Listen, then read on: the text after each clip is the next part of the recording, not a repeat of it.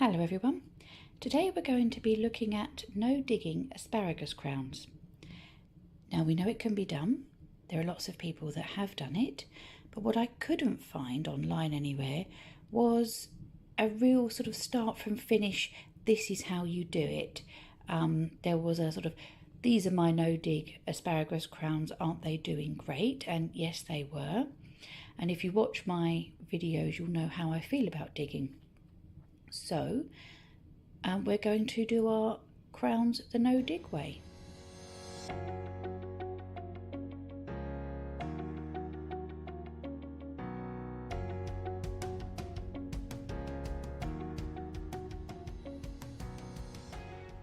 Right, I'm showing you this box because this is how they come, the asparagus crowns.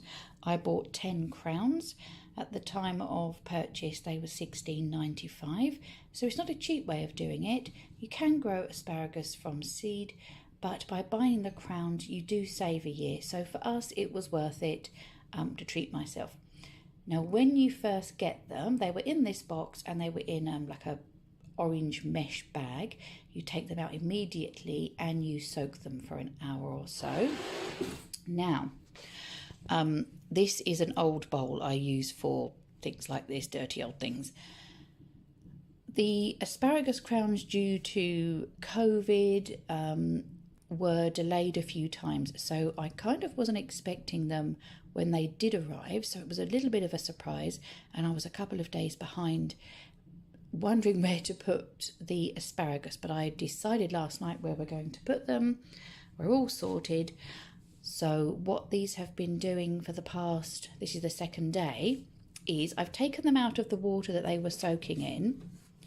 These are the crowns, and you just want to make sure they don't dry out. So that's why it's got damp newspaper on the top, and a couple of times a day I've just been running this underwater or running the whole bowl underwater just to make sure that they don't dry out. You can see there's a little bit of water in the bottom. These are wet and moist.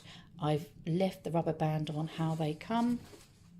So this is how they are. This is the top bit, and you see you've got all these roots.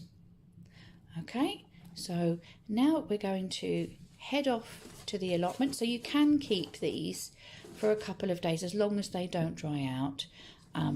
It is best to get them in straight away, but if you can't, like we couldn't, then it's not the end of the world. Right, let's head off to the allotment. Right, here we are, and this is where we've chosen to do it.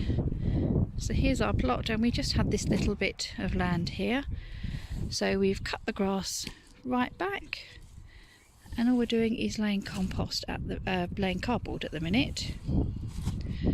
Just getting some more cardboard out of the car. We can lay that down. Next step is watering the cardboard, and then we're giving a wood chip mulch just because we have it. This is really well rotted, actually on its way to being compost, so we're just going to cover with that. Now with asparagus you need to plant it 2 feet apart, so what we're doing is on top of the wood chip we are just putting some manure. It's just stuff we've got locally,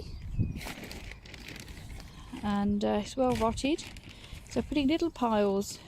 We've started at the far end at 1 foot in, just to give it a little bit of space the other end, and then once you go down and we've made the little piles of manure, you spread out the crowns like this, starfish style. I'll just get one to show you. So here they are. We've kept them wet in the damp newspaper.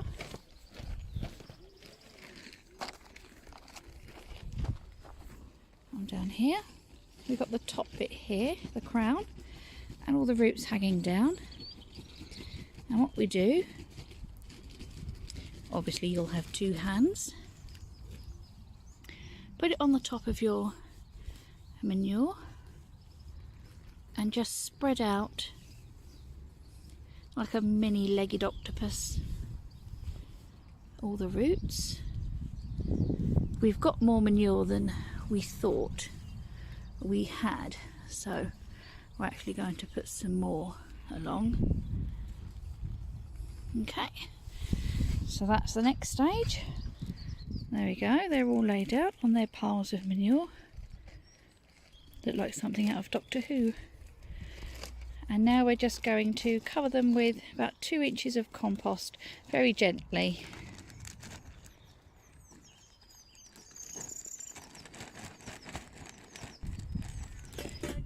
And there we go, they're all covered up.